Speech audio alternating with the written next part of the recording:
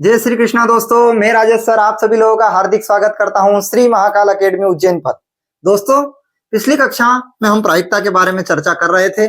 आज उसी कक्षा को हम आगे बढ़ाते हैं। पिछली कक्षा में हमने दो टाइप को पढ़ा था। फर्स्ट टाइप में हमने सिक्के को पढ़ा था, सिक्के के प्रश्नों को भी सोल्व किया था। उसके बाद हमने पांसे को पढ़ा था।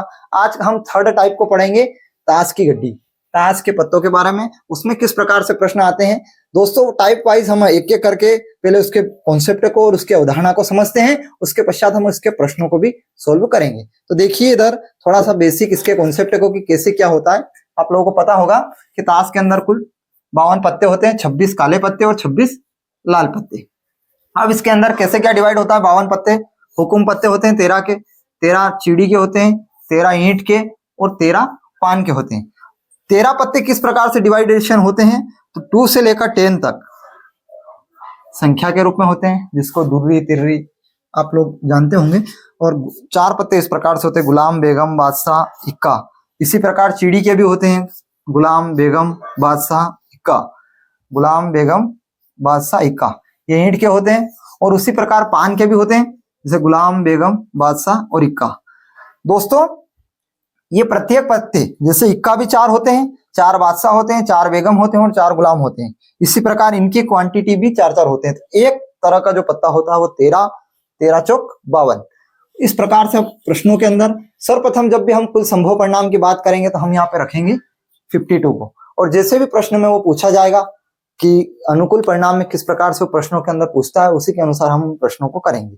अब हम इसको बेसिक को समझ लिया है, अब कुछ प्रश्नों को लगाते हैं, उसके अंदर किस प्रकार से उसमें अपन आगे जानते हैं।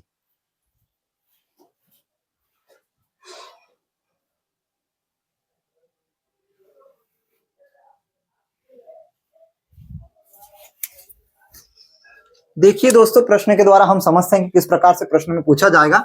यहाँ पे प्रश्न में पूछा है कि 52 ताशों की गड्डी में से एक ताश निकाला जाता है, इसके इक्का होने की प्रायिकता ज्ञात कीजिए।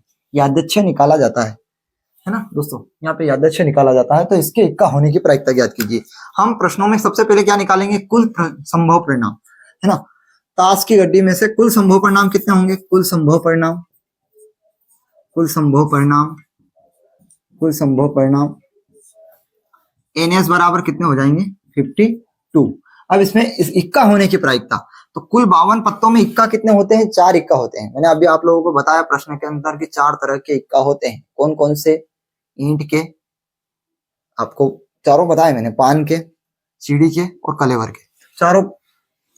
तो इक्का होने की प्रायिकता क्या होगी दोस्तों, इक्का होने के अनुकूल परिणामों की संख्या, अनुकूल परिणामों की, अनुकूल परिणामों की संख्या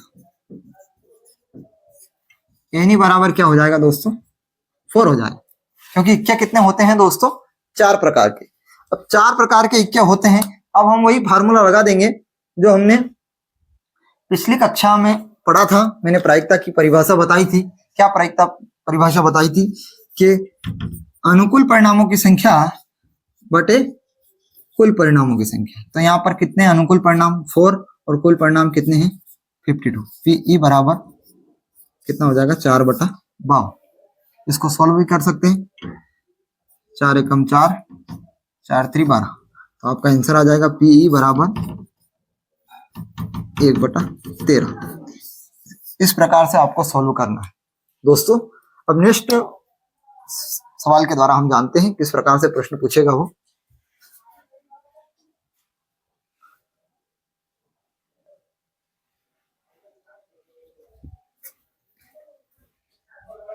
दोस्तों, इस प्रश्न में देखिए आप लोग क्या दे रखा है, क्या पूछा है, 52 ताश की फेंटी हुई गड्डी में से एक ताश निकाला जाता है, प्रायिकता ज्ञात कीजिए। यहाँ पर एक ही प्रश्न के अंदर 2 प्रश्न दिए गए कि खींचा गया ताश लाल हो और खींचा गया ताश बादशाह हो।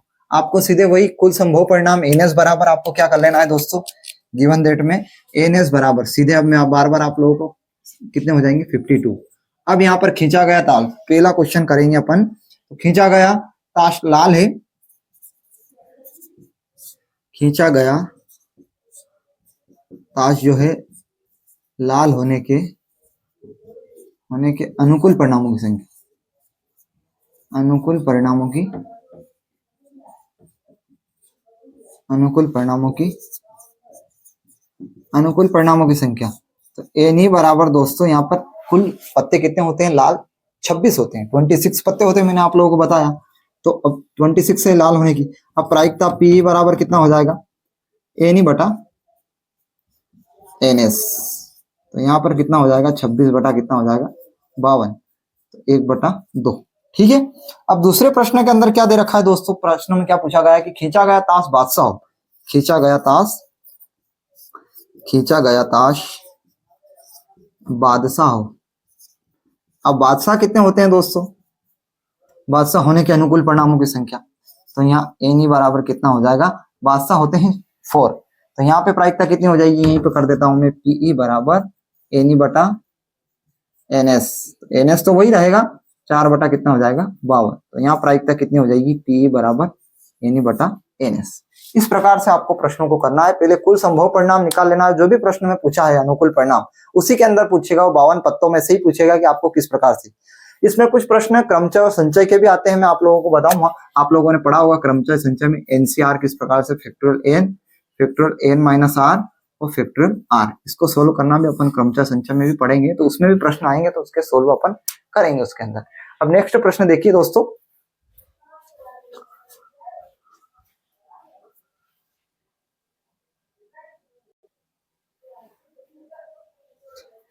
देखिए दोस्तों इस नेक्स्ट क्वेश्चन में देखिए आप लोग, इसमें क्या पूछा हुआ है।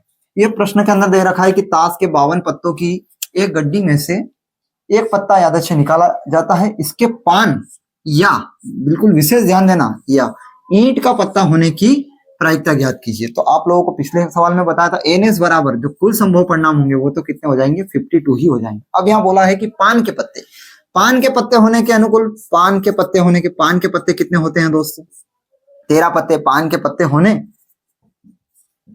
के अनुकूल परिणामों की संख्या,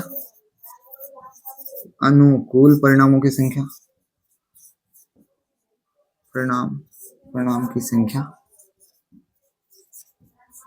एन ए बराबर कितना हो जाएगा, एन ए कर लेते हैं इसको, एन ए बराबर कितने हो जाएंगे 13। अब देखना, और एक और दे रखा है इसके अंदर प्रश्न के अंदर कि ईंट का पत्ता, या बोला है प्रश्न के अंदर, या का मतलब है या इसमें से या इसमें से। तो 13 पत्ते क्या हो जाएंगे ईंट के, ईंट का पत्ता होने के अनुकूल परिणामों की संख्या, अनुकूल परिणामों की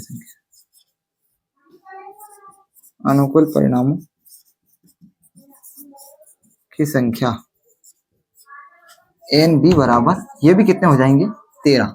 अब आप लोगों ने फार्मूला पढ़ा होगा, पहले सबसे पहले अपन क्या निकालेंगे, पी ए निकालेंगे। पी ए बराबर क्या हो जाएगा, एन ए बटा कितना हो जाएगा एन एस। तो ये कितना हो जाएगा 13 बटा कुल 13 चौक 52, 1/4।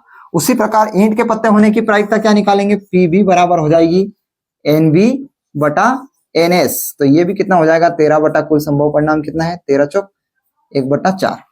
अब आप लोगों को दोनों का जब प्रश्न के अंदर पूछा जाए कि पान या ईंट का पत्ता, जब भी या शब्द आ जाए तो आपको ये ध्यान रखना है, पिछली कक्षा में मैंने बताया था ए संग बी वाला, और आप लोगों को बताया कि P A plus P be in दोनों को जोड़ देना है।